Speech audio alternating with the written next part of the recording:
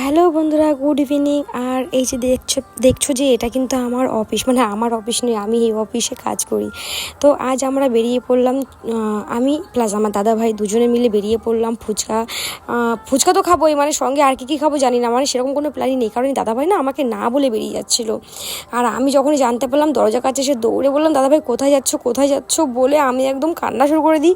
তখন বলছে, আরে পাগলি চুপ করে, আমরা একটু বাইরে বেরোচ্ছি। তখন আমি বললাম যে ঠিক আছে, তাহলে আমি একটু ফুচকা খাবো, আমাকে নিয়ে চলো।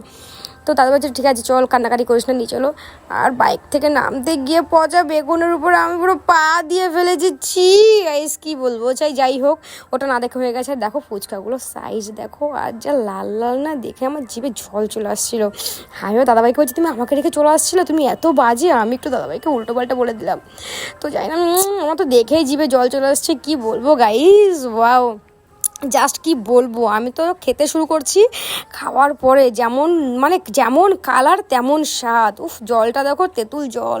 আমি বলবো কি, আমার জিভেই জল চলে আসছে, পুরো লক লক করছে। আর সত্যি কথা বলতে কি, এই দোকানে কিন্তু প্রচুর সেল হয়, দেখতেই পাচ্ছ তোমরা যে দাদা বৌদি দুজনে মিলে দুপাশ থেকে বিক্রি করে। তো ওখান থেকে আমরা খাওয়া সেরে চলে গেলাম যে আদার্স আমি কি খাবো, সেখানে গেলাম। যাওয়ার পরে অন্য একটা জায়গাটার নাম আমি জানি না, জায়গাটায় গিয়ে দেখলাম যে দোকানটা বন্ধ। তো পরে আমি রাস্তা দিয়ে যাচ্ছি, রাস্তায় দেখি টুকটাক একটা দুটো দোকান খোলা, আর মোটামুটি সবই বন্ধ। তো একটা দুটো দোকান যেগুলো বন্ধ তার মধ্যে তো মানে কিছুই পাওয়া যায়নি, অন্য দোকানে চলে আসছি। এখানে দেখছি যে একটা চিকেনের মানে কাটলেট, আদার্স ভেজিটেবলস এসব কিছু আছে। তো দোকানটা না আমার অতটা ঠিকঠাক মনে হয়নি, মনে হলো না সেল আছে। তো দাদাভাইকে বললাম আমি খাবো না, অন্য কোনো দোকানে চলো। সেখান থেকে আমি দাদাভাই বেরিয়ে পড়লাম। বেরিয়ে পড়ার পরে একটা দোকানে দেখলাম যে খুব ভালো বড় চপের দোকান। আইটেমগুলো তোমরা নিশ্চয়ই দেখে বুঝতেই পারছো যে কেমন হবে। শুধু বেগুনের সাইজটা একবার দেখো গাইস, বেগুনগুলো যা গরম গরম তেলে ফোলা ফোলা নরম টুসটুসে বেগুন দেখে আমার জিভে পুরো জল চলে আসলো। আমি বললাম যে না, আমার আর সহ্য হচ্ছে না, আমাকে কিছু দাও, আমি খাবো। ওখানে আমরা একটা চপ খেয়ে নিলাম, বেগুন খেয়ে নিলাম। বেগুনি খেয়ে বাড়িতে নিয়ে এসে আমি পেঁয়াজ কেটে, লঙ্কা কেটে, অল্প করে মুড়ি নিয়ে এসে এই যে টুক করে না চুরি করে দাদা ভাইয়ের আমি এখানে বেগুনের মধ্যে একটা লঙ্কা ভরে দিয়েছিলাম, কিন্তু খাওয়ার সময় লঙ্কাটা পড়ে গেছে, ধরা পড়ে গেছি। যাই হোক, বাধ্য গাইস। তো আমাদের সন্ধ্যাটা আজকে খুব ভালোই কেটেছে। তো আমরা দেখছো সবাই মিলে যখন এই যে বেগুনিগুলো নিয়ে বসেছি, সবাই বসে তোদের এবার ভাবভঙ্গিগুলো হয়ে গেলে এবার দে আমরা খাই। পেছন থেকে বৌদি এসে বললো, হ্যাঁ থাক খাবো না, তোরা খা বলে রাগ করলো বৌদি।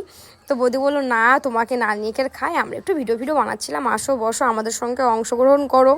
মনা আসছে, মনা তো বৌদিকে খেতেই দেবে না, হাত ধরে টেনে নিয়ে বলছে আমি খাবো। তো দেখছো তোমরা যে মনাকেও বৌদি খাওয়াতে চাচ্ছে না, যেহেতু ছোটো, তেলে ভাজা জিনিস দিলেও ক্ষতি হবে। তো বৌদি মনাকে অল্প অল্প করে খাইয়ে দিল, আর আমি এখানে মানে সবাইকে ভাগাভাগি করে দিলাম। আর এখানে আমি একটা চপ রেখেছি, আর সুন্দর করে সবাই মিলে মানে খাওয়া শুরু করেছি। খাওয়ার পরে আমার করে উল্টোপাল্টা ভাঙানোর পরে এই যে দেখছো না, সব আমরা আর কি ভাজলে আমি জোকস মজা করছি। তো দেখতে থাকো তোমরা পরের ভিডিওতে। আমি জানি না যে নেক্সট ডেতে আমরা কোথায় যাব, কি খাবো, কারণ আমাদের সেরকম কোনো প্ল্যানই থাকে না। তোমরা দেখছো যে কেমন মানে বাজে দেখতে লাগছে, সেরকম কোনো রেডিই ছিলাম না। তা আজকের মোটামুটি দিনটা ভালোই কেটেছে। পরের দিনের জন্য তোমরা সবাই প্লিজ আমাকে একটু সাপোর্ট করে ভালোবাসা দিও। টাটা বন্ধুরা, বাই বাই। এই পর্যন্ত আজকে।